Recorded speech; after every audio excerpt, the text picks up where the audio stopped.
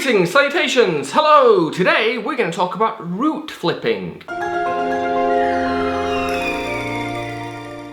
Okay, so today's topic is a bit of an interesting one in that I can't recall ever seeing a dreadlock website or a dreadlock guide describing or promoting root flipping in a positive way. I can't recall ever coming across anywhere that sort of actively encourages root flipping, and yet there are so many people, myself included, that at some point in time has tried to root flip their dreadlocks. Root flipping is something that sort of emerges out of those messy, stressful early weeks and months when your roots are super loose and they just look like they're growing out. They can be very trying times. It can require a lot of patience to get through those early weeks and months when it looks like your roots are just sort of growing out and becoming unlocked and not progressing in any sort of positive way.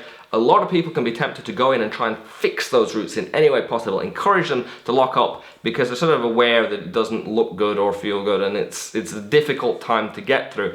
And a method that a lot of people seem to sort of discover on their own is something that is referred to as root flipping. Root flipping involves taking the tip of a dreadlock that has a loose root, getting that tip, taking it down to the root, passing it through the middle of the root and pulling the whole dreadlock through. This can give instant gratification in that it feels like you've instantly tightened that root. It pulls the whole dreadlock down, it reduces the overall loose length that you have, and it makes everything look and feel tighter. You feel like you've done a good job, you give yourself a pat on the back, everything seems like it's going well. The problem with root flipping, and the reason that I don't recommend root flipping, is that it doesn't actually work.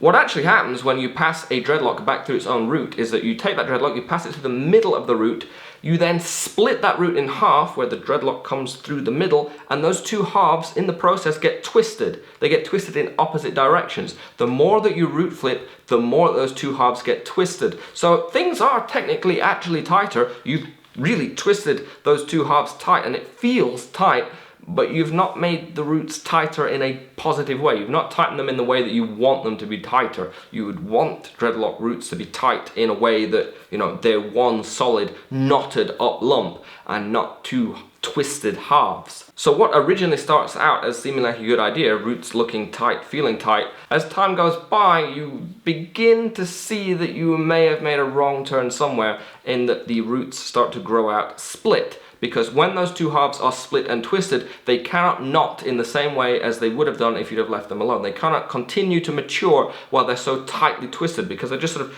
twisted into twists and they don't knot together. They're not loose enough to form new knots. So instead of having a loose patch that eventually forms into dreadlocks, you can be sat there and sort of realize that your roots are now in a Y shape. So you've got dreadlock, dreadlock, dreadlock, Y-shaped roots where the section is split in half and twisted, and you feel like, yeah, it's not really working. So I get a lot of questions where people will send me messages saying, my roots are growing out all twisted and split, what shall I do? And then I would say, did you try to pass the tip back through the root?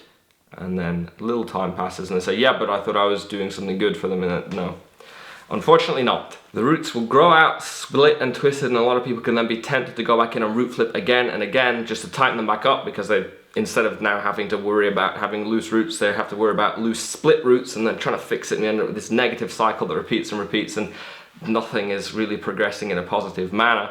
It's not the end of the world. As I said, there's a huge number of people that have discovered independently root flipping at some period of time, myself included, and it's not like the end of the dreadlocks, it's not the end of the maturity of the dreadlocks, but it is a serious speed bump. To get past it, you have to stop root flipping, first of all, and then you have to wait. There's a lot of waiting. You have to wait for those roots to grow out sufficiently enough for the twists to become less twisted. The more the roots grow out, the sort of longer length that the twist is over, so they become less and less twisted, and eventually they become untwisted enough that at the root they will start to lock again and begin to get closer to maturity. And so over the long period, if you give them long enough, the roots will lock up and mature properly again, and they will start to lock up as the dreadlock grows. And you know, you can get past it, but you haven't really gained anything. So it's like, over the short term, your dreadlocks seem like they're loose. You try and fix it with the root flipping, and then instead of spending the next weeks or months waiting for the dreadlocks to mature, you have to wait that time for the dreadlocks to untwist and then the same amount of time again, waiting for them to mature again. So you've kind of significantly increased the amount of time that it takes for the roots to lock up. You can also be left with a sort of really solid lump, solid bump on the dreadlock where the dreadlock has been root flipped, where everything has been twisted through. And that is not something that goes away. It can be kind of left as a scar on the dreadlocks, a sort of constant reminder that root flipping was not a good idea, and sort of reminder not to root flip again. To conclude, so while root flipping may give the instant appearance and feeling of tightness, the results will be temporary, and over the long term you can actually find that you've significantly increased the amount of time that it takes for the dreadlocks to actually knot up, mature and lock properly on their own, and increase the amount of time that it's going to take for those roots to be able to lock new growth as it comes in, and for dreadlocks to grow out naturally. When in doubt, leave roots alone. That was my video on root flipping. If you found it helpful, useful, informative, entertaining in any way, all likes are appreciated. If you'd like to see more videos from myself in the future, you can of course subscribe. If you have any questions, comments or queries regarding root flipping or dreadlocks in general, you can leave them in the comment section below. You can connect on Facebook at facebook.com/LacyDreads. I'd like to thank you guys for watching. I hope to see you next time. Farewell.